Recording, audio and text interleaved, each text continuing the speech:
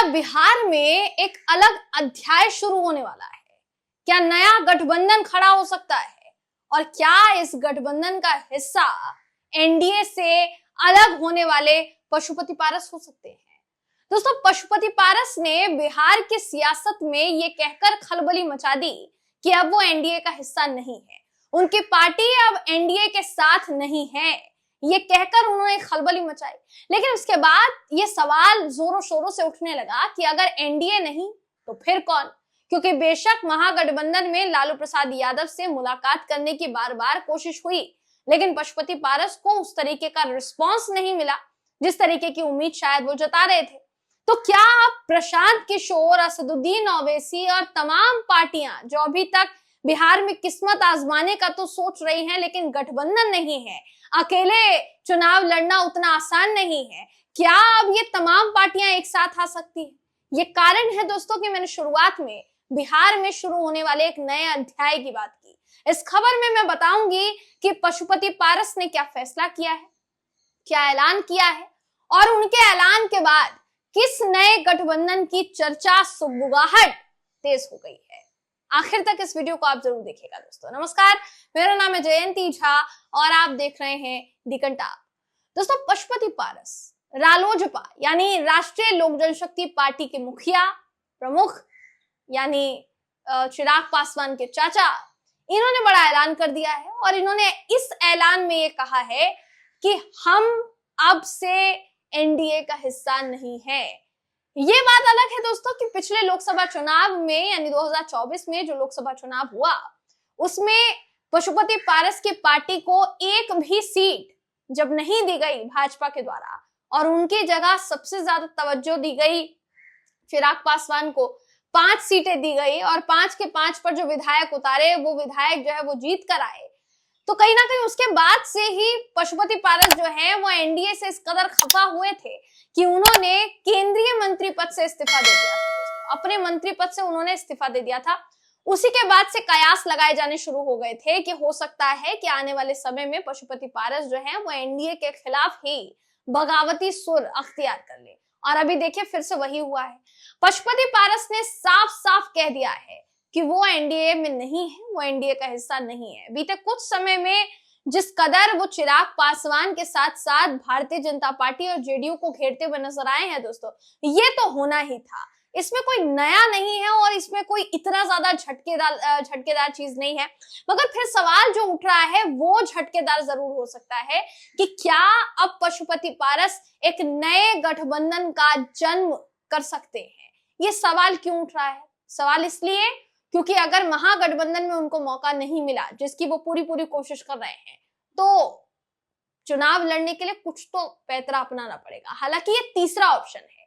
दूसरा ऑप्शन ये है कि 243 की 243 सीट पर अपने उम्मीदवार अगर उतारने का फैसला लेते हैं रालोजपा के जो मुखिया हैं यानी पशुपति पारस, तो ये मुकाबला और ज्यादा दिलचस्प हो जाएगा दोस्तों। ऐसे में अब क्या बिहार की राजनीति में महागठबंधन और एनडीए के अलावा भी एक गठबंधन वाला खिलाड़ी आ रहा है, कूदने वाला है?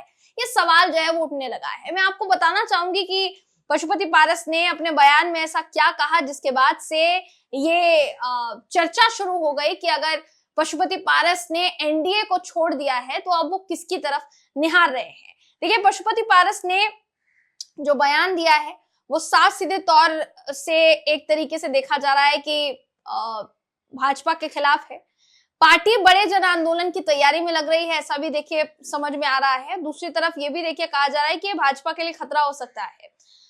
दलितों, पिछड़ों और वंचित वर्गों के लिए संघर्ष हम जारी रखेंगे, ये भी राष्ट्रीय लोक जनशक्ति पार्टी के प्रमुख पशुपति पारस ने कहा। इन्हीं शब्दों के साथ एनडीए से अलग होने की घोषणा उन्होंने की और तल्ख देवर के साथ अपने दृढ़ इरादे भी उन्होंने बता दिए। उन्होंने वक्फ संशोधन कानून का भी विरोध किया है दोस्तों, केंद्र सरकार को घेरा।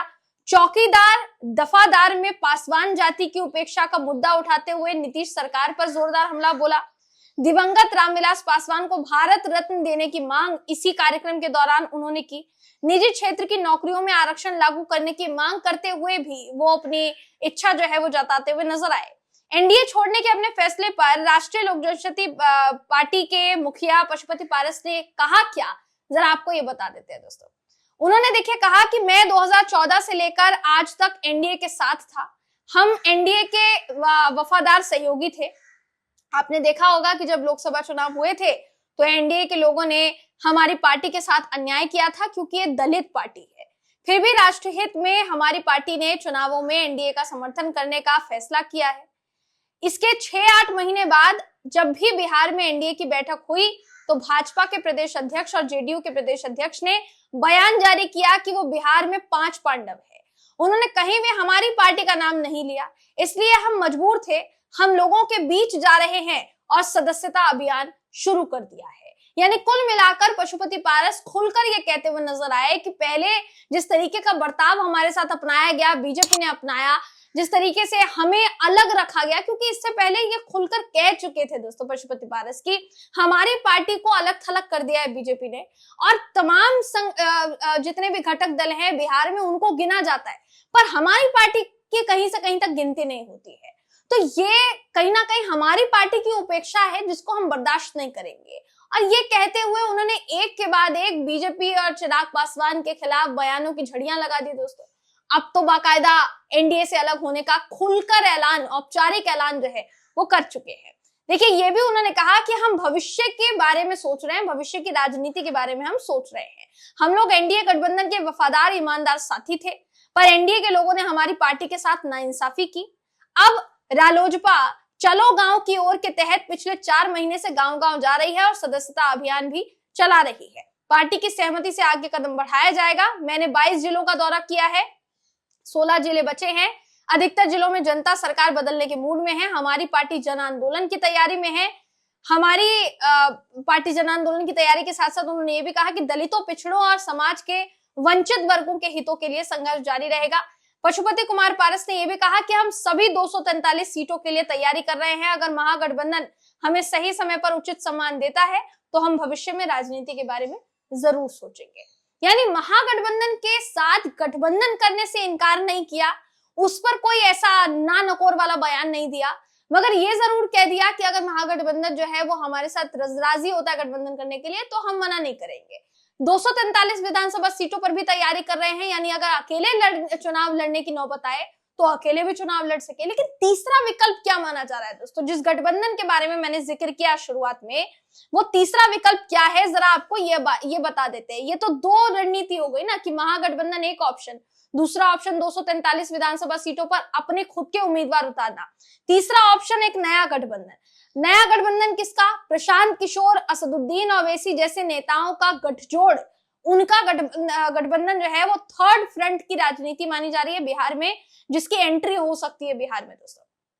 पशुपति पारस के पास ये विकल्प भी हो सकता है कि अपनी पार्टी को वो इस गठजोड़ के अंतर्गत लेकर आए और राजनीतिक विकल्प जो है उसको बढ़ावा दें। तीसरे मोर्चे में जाने से पहले उनका जो प्रयास होगा वो महागठबंधन में रहकर अपनी राजनीति आगे बढ़ाए, ऐसा प्रयास होगा। दूसरी तरफ सूरजभान सिंह के साथ भी कहीं ना कहीं नजदीकियां जो है उनकी बढ़ रही है। सूरजभान सिंह को लेकर कहा जाता है दोस्तों कि बहुत पहले तक काफी इनएक्टिव रहे हैं, ज्यादा एक्टिव नहीं रहे हैं, लेकिन जैसे जैसे चुनाव नजदीक आ रहे हैं इनकी भी जो एक्टिविटी है ये बढ़ती चली जा रही है। पूर्व सांसद रहे हैं सूरजभान सिंह और बिहार में भूमिहार के दबंग नेता माने जाते हैं। कुछ सालों से सियासी निष्क्रियता बेशक रही, लेकिन अब धीरे धीरे सक्रियता जो है वो बढ़ानी शुरू कर चुके हैं। पटना के कुछ क्षेत्रों में अच्छा खासा प्रभाव रखते हैं। मोकामा सीट पर सक्रिय हैं और माना जा रहा है कि मोकामा सीट पर किस्मत जो है वो आजमा सकते हैं। अब यही इस बात का इंतजार किया जा रहा है कि या तो पशुपति पारस सूरजभान सिंह के साथ मिलकर कोई नई राजनीति का जो विकल्प है वो बनाएंगे, उसको क्रिएट करेंगे, नहीं तो एक गठजोड़ का निर्माण जो है वो हो सकता है, गठबंधन का निर्माण हो सकता है। दूसरा विकल्प 243 पर अपने उम्मीदवार उतारना और पहला विकल्प महागठबंधन के साथ मिलकर चुनाव लड़ना। अभी ऐलान किया है पशुपति पारस ने कि वो एनडीए से अलग हो गए, तो ऐसा हो भी सकता है कि महागठबंधन इस बात को आजमाए कि पशुपति कितनी सीटों पर प्रभाव रखते हैं और उनके शामिल होने से महागठबंधन में कितना फायदा महागठबंधन को होगा। इससे पहले तक लालू प्रसाद यादव से बेशक मकर संक्रांति के दिन मुलाकात जरूर हुई, पीछे के दरवाजे से, राबड़ी देवी के आवास के पीछे के दरवाजे से घुसे पशुपति पारस और मुलाकात करके आए, लालू प्रसाद यादव से, लेकिन फिर भी दाल नहीं गली थी। शायद कारण यही माना जा रहा था कि अभी तक औपचारिक ऐलान नहीं किया है कि भाई एनडीए से वो अलग हो रहे हैं कि नहीं, मगर अब औपचारिक घोषणा कर दी है। ऐसे में सबकी निगाहें इसी बात पर टिकी हुई है कि अब पशुपति पारस का राजनीतिक सियासी भविष्य क्या होने वाला है बिहार की राजनीति में। क्या एनडीए और महागठबंधन दोनों के लिए वो चुनौतीपूर्ण साबित होंगे या फिर सिर्फ और सिर्फ एनडीए के लिए चुनौतीपूर्ण साबित होंगे? आपकी राय हमें कमेंट करके जरूर बताइएगा दोस्तों। अगली वीडियो में मैं आपसे फिर मिलूंगी, तब तक के लिए नमस्कार।